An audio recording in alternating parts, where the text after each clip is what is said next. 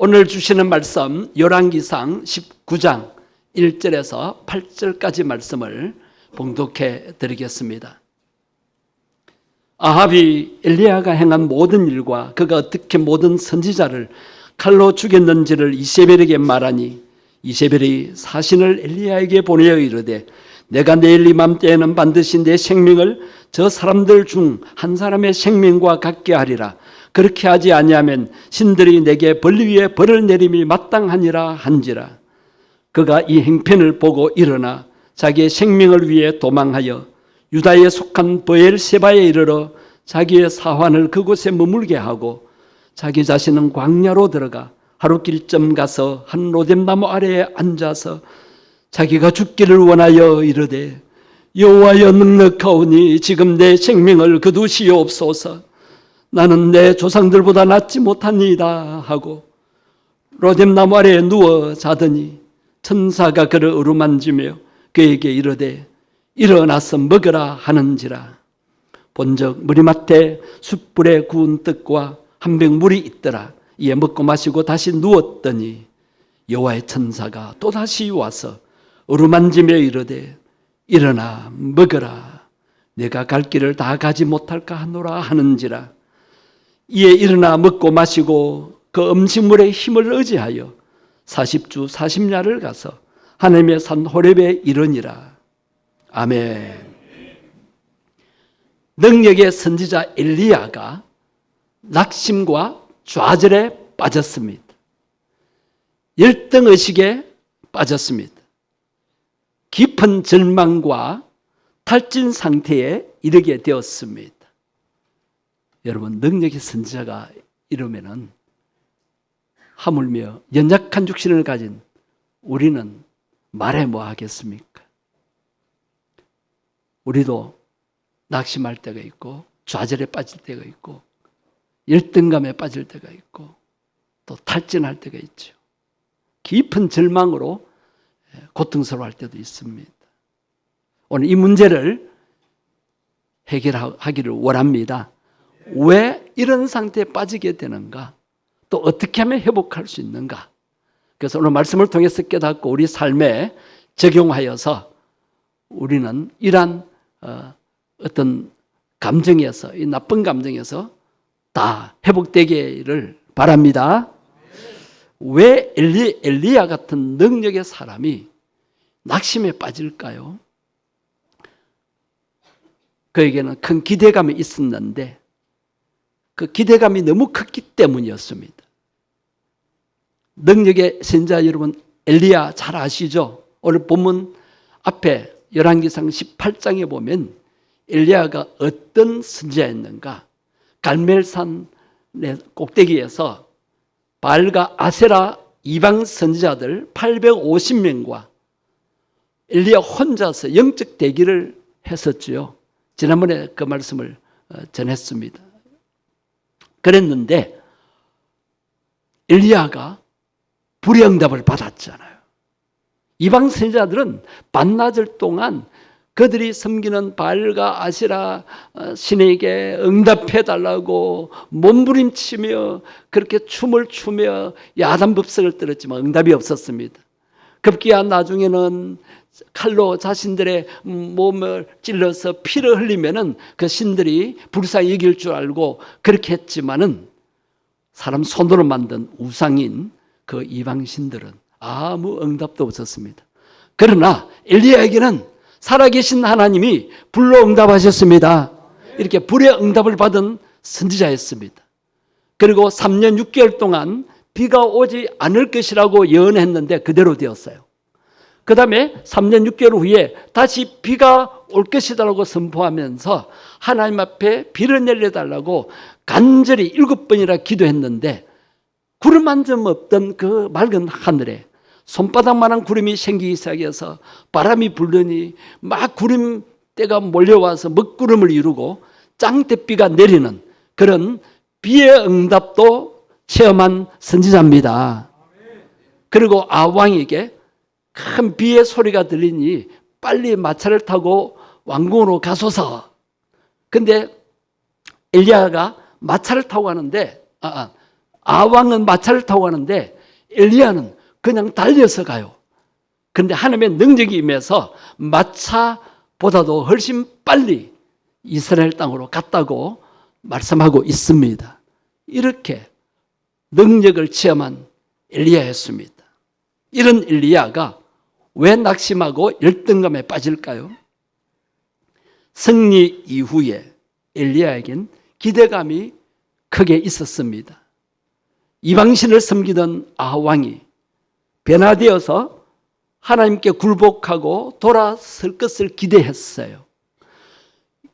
여호와 하나님을 저버리고 온 백성들에게 바알신을 섬기라, 아세라 목상을 섬기라, 그렇게 우상 숭배를 조장한 아왕이 이제 우상은 아무것도 아니구나, 엘리야에게 불러 응답하신 하나님만이 참 신이시구나, 그것을 깨달았으면 변화되고 돌이킬 줄 알았는데 변화가 없는 거예요. 그게 아마 실망을 했을 것입니다. 그리고 이렇게 능력을 체험한 엘리야에게 백성들이 환호하고 갈채를 보낼 줄 알았어요. 엘리야 선지자 대단하다 하면서 백성들도 이방신을 섬기는 데서 돌아설 줄 알았어요. 백성들도 변화가 없습니다.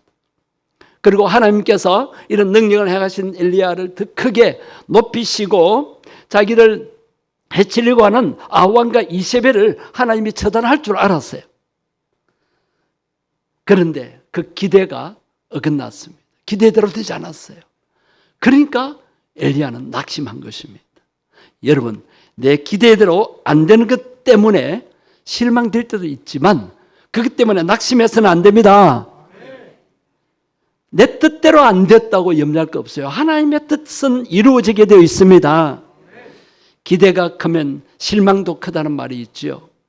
기대했는데 좌절이 되면 더 깊은 절망에 빠지게 됩니다. 그리고 큰 일을 이룬 후에는 인간인지라 허탈감이나 허무감에 빠지기가 쉽습니다. 지난번 올림픽 때 어떤 젊은 20대 청년이 금메달을 이제 목에 걸게 되었어요. 시상식에서 그 금메달을 입에 깨물면서 하는 소감 여러분 들으셨죠? 아마 지난번 제가 말씀드렸는가 모르겠습니다. 그 금메달 땄으니까 얼마나 기쁘겠어요. 팔자 고친 거지요. 연금이 얼마며 앞으로 코치가 되고 감독도 될 수 있고 삶이 보장됩니다. 그런데 그 청년은 뭐라고 말하냐면 허무하다. 이 잘난 금메달 하나 따기 위해서 내가 그토록 고생했는가, 그 말을 했습니다. 올림픽이 1년에 4년마다 열리잖아요. 그런데 코로나 때문에 한 해 연기되어서 5년 만에 열렸는데 5년 동안에 선수촌에 갇혀서 그 젊은이로서 하고 싶은 그 일이 얼마나 많았겠어요. 친구도 만나고 데이트도 하고 얼마나 하고 싶은 것이 많았겠어요. 그러나 오로지 금메달 따기 위해서 모든 것 다 절제하고 그렇게 피땀을 흘리면서 고생해서 금메달을 목에 걸었는데 허무하다는 거예요.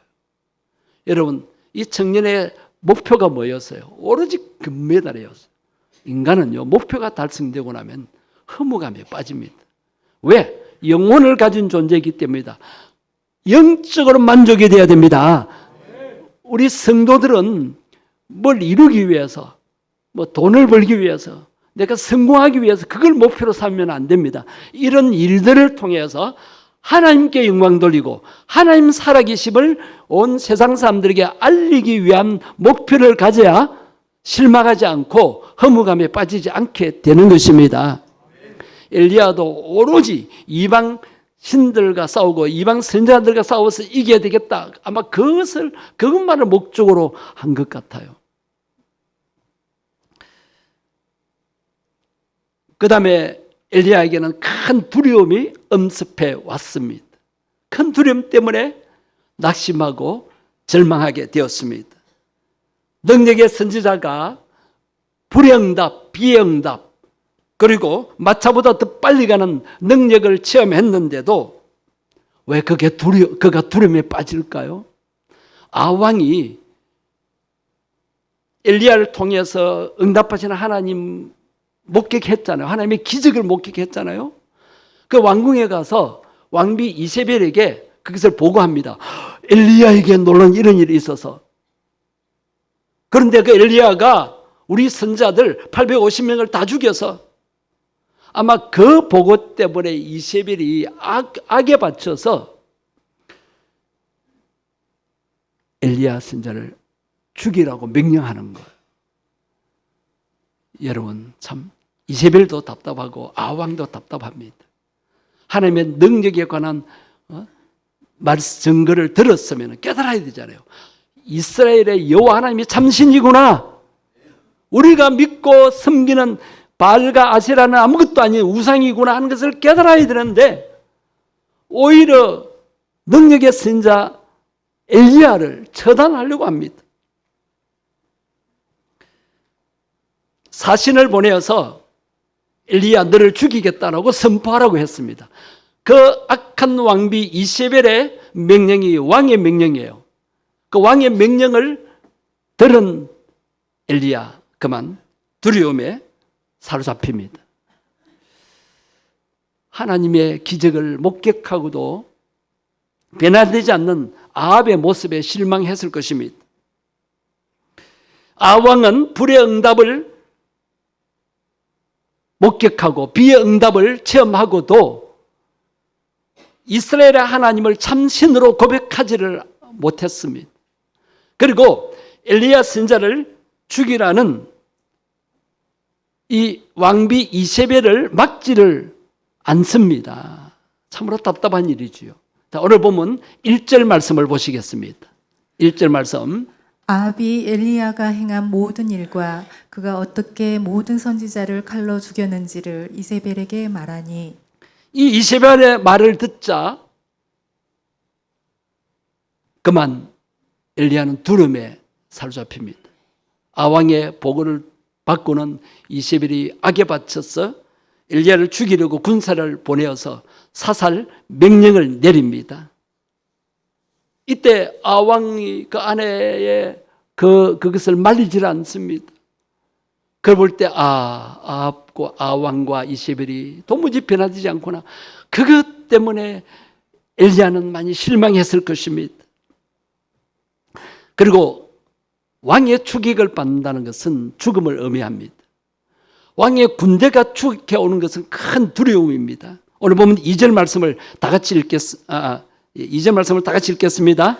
이세벨이 사신을 엘리야에게 보내어 이르되 내가 내일 이맘때에는 반드시 내 생명을 저 사람들 중 한 사람의 생명과 같게 하리라. 그렇게 하지 아니하면 신들이 내게 벌 위에 벌을 내림이 마땅하니라 한지라. 예, 왕의 군사들에게 쫓기는 것은 죽음의 위기에 처한 것입니다. 하룻밤도 편히 발 뻗고 잠잘 수가 없는 상황이죠. 그래서 엘리야는 목숨을 위해서 도망했다고 했습니다. 오늘 보면 3절을 같이 보시겠습니다. 그가 이 형편을 보고 일어나 자기의 생명을 위해 도망하여 유다에 속한 브엘세바에 이르러 자기의 사환을 그곳에 머물게 하고. 엘리야도 연약한 육신을 가진 사람이었습니다. 우리와 성정이 똑같은 연약한 자입니다. 엘리야의 마음에 하나님의 말씀은 사라지고 살인자 이세벨의 위협적인 소리만 들린 것입니다. 어떻게 능력의 선자가 이렇게 두려워서 자기 목숨 부지를 위해서 도망을 간단 말입니까? 지금까지 엘리야를 통해 역사했던 하나님은 어디 계십니까? 그 하나님을 의지했으면 좋겠는데. 여러분, 엘리야가 그런 상황이었다면 우리도 그럴 수 있다는 거예요. 우리도 예수 잘 믿다가 하나님 잘 의지하다가 어떤 위협적인 상황이 오면 내 뜻대로 안 되고 사람에 대해서 실망을 하게 되면 저 사람은 왜 변화가 안 될까? 그런 의문이 들 때 그만 우리가 낙심하게 됩니다. 엘리야는 깊은 절망에 빠졌습니다. 오늘 보면 4절을 같이 읽겠습니다. 이 자신은 광야로 들어가 하루 길쯤 가서 한 로뎀나무 아래에 앉아서 자기가 죽기를 원하여 이르되 여호와여 넉넉하오니 지금 내 생명을 거두시옵소서. 나는 내 조상들보다 낫지 못하나이다 하고. 엘리야는 심한 열등감에 빠져 살기 싫다라고 하나님 앞에 하소연합니다. 죽기를 갈구하고 있습니다. 지금 내 생명을 거두어 가시옵소서. 엘리야가 죽고 싶은 심정을 가진 것은 그가 낙심이나 절망감이나 좌절 때문일 수도 있지만 더 큰 것은 열등감 때문이었습니다. 나는 내 조상들보다 더 낫지 못하나이다. 나는 아무것도 아니라는 열등감을 가지게 되면 우울증에 걸리게 됩니다. 우울증이 심하면 번아웃, 탈진 상태에 빠지게 됩니다. 여러분, 누구에게나 열등감은 있습니다. 참 아이러니하게도 서울대생들의 80%가 열등감을 가지고 있답니다. 왜 그런 줄 아세요? 자기보다 환경이 좋은 20%를 보고는 80%가 열등감을 느낀다고 한다는 것입니다. 여러분, 열등감 다 가질 수 있습니다. 그러나 이 열등감으로 인해서 우리가 더 노력하고 더 주님을 의지함으로 우리는 열등감을 극복하고 더 나아갈 수가 있습니다. 이렇게 엘리야는 번아웃, 탈진 상태에 빠졌어요. 우리가 요즘 사용하는 말로 표현하면 방전되었습니다. 핸드폰을 사용하다 보면 배터리가 방전되면 전원이 꺼져버리는 경우가 있죠. 전원이 꺼져버리면 연락도 못하고 안에 내용도 문자도 못 보고 정말 답답할 때가 있죠. 배터리에 비하면 5% 정도밖에 남지 않아서 지금 엘리야는 방전 직전에 있다고 할 수 있습니다. 갈멜산의 승리가 컸던 만큼 어두움의 세력은 엘리야를 그냥 두지 않고 공격했습니다. 허탈감과 심한 좌절과 두려움에 낭떠러지로 떨어지게 하였던 것입니다. 더 살아야 할 이유를 찾을 수 없는 깊은 절망에 빠지게 되었던 것입니다. 또 한 가지 엘리야로 하여금 낙심하게 한 것은 그의 자만심 때문이었습니다. 오늘 본문 다음에 19장 10절과 또 그 뒤에 14절에 똑같은 고백을 엘리야가 두 번이나 하나님 앞에 합니다. 다 같이 읽겠습니다. 그가 대답하되 내가 만군의 하나님 여호와께 열심히 유별하오니 이는 이스라엘 자손이 주의 언약을 버리고 주의 제단을 헐며 칼로 주의 선지자들을 죽였음이오며 오직 나만 남았거늘 그들이 내 생명을 찾아 빼앗으려 하나이다. 여러분, 엘리야가 하나님 앞에 뭐라고 항변합니까? 내 열심이 다른 사람들보다 유별하다고 두 번이나 언급을 합니다. 옛날 성경 번역에는 내 열심이 특심합니다. 내가 열심을 다해서 내가 다른 사람들보다 다른 사람에게 없는 열정을 가지고 그렇게 영적 대기를 하고 그렇게 기도했는데 이게 뭡니까? 내가 그렇게 혼신의 힘을 다해서 열심히 특심하여 그렇게 했는데 다른 선지자들은 다 죽고 오직 나만 남았습니다. 그런데 이제는 나까지 죽이려고 저들이 야단입니다. 여러분, 지금까지 엘리야는 하나님의 능력으로 한다는 생각보다 자기 열심으로 했다라고 생각을 합니다. 이렇게 자신을 높이 평가하고 자신의 공로를 인정받으려고 했는데 그렇게 마음대로 되지 않을 때 실망을 하게 되고 실망을 넘어서 두려움에 빠지게 되고 그래서 열등감에 빠지고 번아웃, 탈진의 상태에 이르게 됩니다. 그러면 아무것도 하기 싫은 겁니다. 만사가 귀찮고 아무것도 못하겠다는 생각이 그를 사로잡습니다. 걸을 수도 없고 앉아 있을 수도 없고 말하기도 싫고 그래서 힘없이 들어 누워 있는 것입니다. 이렇게 두려움이 엘리야를 쓰러뜨렸고 열등의식에 그래서 빠지게 되고 자만심을 가졌는데 자기 뜻대로 뭐가 안 이루어지니까 그만 자존감이 상하게 된 것이고 이렇게 되니까 모든 사명도 잃어버리고 기력을 다 잃어버리게 된 것입니다. 여러분, 내가 했다는 자만심을 경계해야 합니다. 내가 앞서게 되면 교만하게 될 수밖에 없습니다. 내가 했다. 교만입니다. 이 자만심이 뜻대로 안 되면 열등감으로 빠지게 됩니다. 어때는 막 자만심을 가졌는데 어때는 열등감에 빠집니다. 이것이 심하면 우울증이 되고 조울증이 됩니다.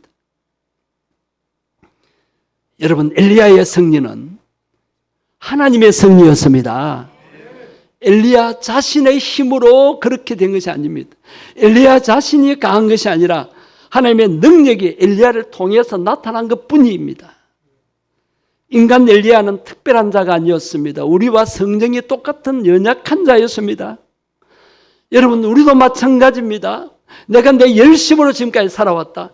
내가 열심으로 정말 잠자지 않고 뼈 빠지게 일해서 이렇게 집을 마련했고 이렇게 성공했고 돈을 벌였고 자식들 키웠다. 그렇게만 생각한다면 여러분 실망하게 되고 좌절하게 됩니다. 자식들 위에서 그렇게 키워놨는데 자식들이 내 뜻대로 안 움직여집니다. 내 원대로 안 되는 것 같습니다. 그렇게 이루어놨는데 아무것도 남은 게 없는 것 같고 허무감과 허탈감에 빠질 수 있습니다. 그럴 때 내가 한 것이 아니고 하나님의 은혜로 되어졌구나라고 생각해야 합니다. 내 마음속에 있는 교만과 공로와 섭섭함과 세상적인 기대를 하나님 앞에 다 내려놓아야 합니다. 나를 비우고 내 마음 가장 깊은 곳에 하나님으로 가득 채워야 합니다. 성령 충만 받아야 합니다. 하나님의 임재를 믿을 때 우리가 겸손해질 수가 있고 평안을 누리게 됩니다. 우리가 내가 했다는 자만감에 빠져 있으면 그것은 교만입니다. 하나님은 교만한 자를 계속 쓰시지 않으신다고 하셨습니다. 그래서 야고보서 4장과 베드로전서 5장에 반복해서 강조하시는 말씀이 하나님은 교만한 자는 물리치시고 겸손한 자를 쓰신다라고 말씀하시지 않으셨습니까? 하나님의 능력을 의지해야 합니다. 하나님, 저는 한계가 있습니다. 저는 부족합니다. 저는 연약합니다. 하나님만 의지합니다. 그럴 때 하나님의 능력이 계속 임하게 되고 계속 성령 충만을 유지하게 되어서 어떤 두려움도 물리칠 수 있게 되는 것입니다. 나는 두려움을 이길 수 없지만 내 안에 계신 성령님이 역사하심으로 넉넉히 두려움을 물리칠 수가 있게 되는 것입니다. 하나님은 위로하시는 분이십니다. 이렇게 엘리야가 하나님의 능력을 유지하지 못하고 자기가 열심히 했는데 뭐가 안 됐다라고 이렇게 불만 가득하게 죽겠다 그러고 들어 누워 있을 때 나는 아무것도 안 합니다. 나는 아무것도 할 수 없습니다. 주님 죽여주십시오라고 했을 때도 하나님이 그를 찾아오셔서 천사를 보내셔서 그를 어루만져 주시고 위로해 주십니다. 그러면서 먹을 것을 주요. 숯불에 구운 떡하고 물을 줍니다. 이거 먹고 힘을 내어라 그러시면서 사명을 주십니다. 왕들을 세워라. 그리고 너의 후계자를 준비하라. 이렇게 엘리야에게 사명을 주십니다. 여러분, 우리는 때로 아무것도 못하겠다고 주저앉아 있고 나는 이제 아무것도 아닙니다 라고 열등감에 빠져서 아무것도 안 하겠다고 탈진 상태에서 힘없이 누워 있어도 우리 하나님은 찾아오셔서 우리를 어루만져 주십니다. 위로해 주십니다. 사명을 맡겨 주십니다. 새 힘을 부어 주십니다. 성도님 여러분, 삶에 지쳐 있습니까? 무슨 일 때문에 낙심이 되고 좌절이 됩니까? 어떤 문제 때문에 열등감에 빠집니까? 깊은 절망의 수렁에, 그리고 완전히 탈진 상태에 있을 수도 있습니다. 그러나 염려하지 마십시오. 하나님이 찾아오셔서 위로해 주십니다. 다시 사명을 주십니다. 우리를 지치게 만든 문제의 해답도 하나님께 있습니다. 하나님은 사람을 통해서 지친 우리를 위로해 주시고 다시 일으켜 세워 주십니다. 그렇기 때문에 우리도 가족 간에, 이웃 간에 서로 위로하는 손길이 되어 줘야 합니다. 위로가 최고입니다. 힘들어하시는 분들에게 다른 게 필요 없어요. 오늘 본문에 보면 하나님이 오셔서 야단치지 않습니다. 너 왜 그러니? 너 왜 그러니? 그렇게 하지 않았습니다. 네 힘으로 했다고 그렇게 야단하지 않으십니다. 그냥 어루만져 주시고 위로해 주시고 기운을 북돋워 주시고 생기를 얻게 해 주십니다. 우리도 내 마음에 안 드는 사람에게 잔소리할 필요 없어요. 너 왜 그러니? 제발 그러지 말아라. 그렇게 할 필요 없어요. 힘들어요. 모두가 힘들어 하잖아요. 오늘 여러분 오셔서 야단 치는 말을 들으면 여러분 더욱 마음이 다운되잖아요. 주님의 위로의 말씀 들으시고 성령 충만함을 다시 유지하시고 다른 사람들을 위로해 주시고 힘을 북돋워 주시기를 바랍니다. 그리고 내 뜻대로 안 됐다고 낙심하지 마시기 바랍니다. 한번 따라합니다. 낙심하지 말자. 옆에 분에게 얘기합시다. 성도님, 낙심하지 마십시오. 그래요. 연약한 육신을 가지고 사는 우리 인생들이 때로는 낙심하고 좌절할 수 있습니다. 그러나 하나님을 만나면 다시 일어설 수 있습니다. 방전된 배터리를 재충전하면 됩니다. 그래서 예배에 참석하는 것입니다. 예배 시간이 어떤 시간입니까? 영적으로 재충전하는 시간입니다. 아까 찬송을 정말 기도하는 마음으로 가사를 생각하며 부르자 그랬잖아요. 여러분 찬송 아까 부르셨을 때 은혜가 되었습니까? 그 찬송가 가사가 말씀이고 그 찬송가 가사가 우리의 기도 내용이고 고백입니다. 찬송 부를 때 힘을 얻어야 돼요. 찬송 부를 때 깨달음을 얻어야 돼요. 어떤 성도님은 찬송 부르면서 눈물을 흘리잖아요. 찬송이 은혜가 되어야 됩니다. 찬송은 예배 순서에서 형식적으로 그냥 한 곡 부르는 것이 아닙니다. 혼신의 힘을 다해서 정말 찬송가 가사대로 고백하고 그 가사대로 이루어질 것을 믿고 부르셔야 합니다. 그리고 말씀으로 무장하는 시간. 말씀이 능력입니다. 말씀이 나를 깨닫게 하고 내 잘못을 깨닫고 회개하게 하고 나를 바로 서게 하고 또 내 갈 방향을 가르쳐 주시고 하나님의 뜻을 알게 하고 예배 시간에 하나님의 뜻을 알아야 돼요. 하나님의 음성을 들어야 돼요. 그렇지 않으면 예배에 참석해도 아무 의미가 없어요. 하나님을 만나셔야 합니다. 그래서 기도할 때 기도로 우리의 모든 문제를 하나님 앞에 올려드리는 것입니다. 이렇게 예배 시간에 성령님이 다시 충만히 임재하시고 역사하시는 겁니다. 우리가 세상 일에 시달리다 보면 나와 함께는 성령님, 지난 주일에 예배 시간에 성령 충만했지만 또 세상에 살다 보면 바쁘게 살고 하나님도 잊어버리고 내 방식대로 내 또 감정대로 내 기분대로 내 의지대로 내 열심대로 살다 보면 그만 성령님은 뒷전이에요. 성령님이 소멸되세요. 그러나 예배 시간에 다시 성령 충만을 회복해야 하는 것입니다. 낙심과 절망을 극복하는 비결은 새로운 사명을 가지는 것입니다. 하나님께서 여러분들에게 사명을 다 주셨습니다. 오늘 말씀을 통해서 깨닫고 기도와 찬송을 통해서 깨달으셨죠. 그래서 이번 한 주간도 세상 살면서 그냥 잘 먹고 잘 살기 위해 사는 것이 아니라 나를 통해서 하나님 살아계심을 나타내는 삶을 살자. 이것이 하나님의 뜻이요 사명입니다.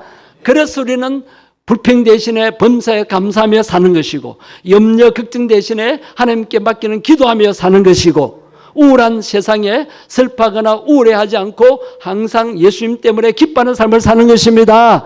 그렇게 사시는 하나님의 뜻을 계속 이루어 드리는 삶을 살아가시기를 주의 이름으로 축복합니다.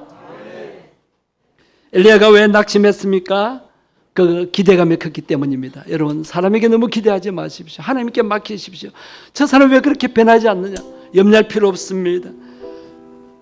하나님 말씀보다 사람의 말, 세상의 환경에 치우치면 안 됩니다. 하나님 말씀을 놓치지 마십시오. 사람 말 때문에 여러분 두려워하지 마십시오. 세상 환경 때문에 뭐 전쟁이 일어난다, 뭐 지진이 일어난다, 두려워할 필요 없습니다. 어떤 상황 가운데서도 우리 주님 우리의 피난처가 되어 주십니다. 그리고 내 노력, 내 열심만을 의지하지 마십시오. 자만심 가지지 마십시오. 정말 내가 최선을 다했는데 왜 내 뜻대로 안 되는 거야 라면서 실망하지 마십시오. 교만하지 마십시다. 내 힘으로 한 것이 아닙니다. 겸손함으로 성령님이 역사하시도록 하십시다. 성령님, 연약함을 고백하고 도와달라고 고백하십시다. 주의 이름만 부르고 통성으로 기도하시겠습니다. 주여, 주님 낙심이 되십니까? 라는 말씀을 나누었습니다. 주여, 엘리야 능력의 선자 엘리야가 왜 낙심하며 좌절에 빠지고 열등감에 젖어 있고 절망하고 탈진에 빠졌습니까? 주여, 그가 인간적으로 기대한 것이 이루어지지 않았기 때문입니다. 왕이 변화되지 않았다고, 백성들이 변화되지 않았다고, 엘리야는 열등감에 빠졌습니다. 나 혼자 남았다고. 주여, 엘리야는 두려움에 빠졌습니다. 하나님 말씀은 온데간데 없고 왕비의 이세벨의 그 말의 두려움을 느끼고 도망가고 또 열등감에 빠져서 죽기를 강구하였습니다. 주여, 자기가 열심을 다했는데, 열심히 득심했는데 주여 내 힘으로 했다라고, 그래서 내 뜻대로 안 된다고 자만하고, 자만하다가 또 우울하게 되고 그리고 또 낙심하게 됩니다. 오 주님, 사람 기대대로 안 되어도 낙심하지 않게 하시고, 주여 사람 말 때문에 두려워하지 않게 하시고, 세상 환경을 두려워하지 않게 하옵소서. 주여 자만심에서 벗어나게 하옵소서. 교만하지 않고 겸손하게 내 연약함을 솔직히 인정하고 하나님을 의지하며 살게 해 주옵소서. 하나님 도우심을 구합니다. 하나님 의지합니다. 성령님 충만히 임재하시옵소서. 성령 충만히 회복하기를 원합니다. 성령 소멸을 회복하기를 원합니다. 성령 충만히 임하시옵소서. 하나님 아버지, 엘리야도 낙심했는데 우리가 왜 낙심이 안 되겠습니까? 기대감이 크기 때문입니다. 기대감을 낮추기를 원합니다. 내 뜻대로 안 이루어져도, 저 사람이 내 생각대로 변화되지 않아도 낙심하지 않고 하나님 손에 맡겨드리기를 원합니다. 두려워하지 않게 하옵소서. 하나님 말씀으로 무장하게 하옵소서. 사람의 말을 두려워하지 않게 하시고 세상의 나쁜 환경을 두려워하지 않게 주옵소서. 문제보다도 환경보다도 크신 하나님을 의지함으로 평안을 누리게 해 주옵소서. 자만심에 빠지지 않게 하옵소서. 내가 열심히 했는데 왜 내 뜻대로 안 되는가? 그 자만심 버리게 하옵소서. 교만 대신에 겸손함을 유지하게 되기를 원합니다. 겸손한 자로 쓰임받기를 원합니다. 지금까지 지내온 거 내가 잘해서가 아니라 모두가 하나님의 은혜임을 고백합니다. 하나님 의지합니다. 성령님 역사해 주시옵소서. 저는 아무것도 아닙니다. 성령 떠나시면 아무것도 안 됩니다. 성령 충만을 회복하기를 원합니다. 성령 충만을 유지해 가게 해 주옵소서. 주 예수님 이름으로 기도드립니다. 아멘.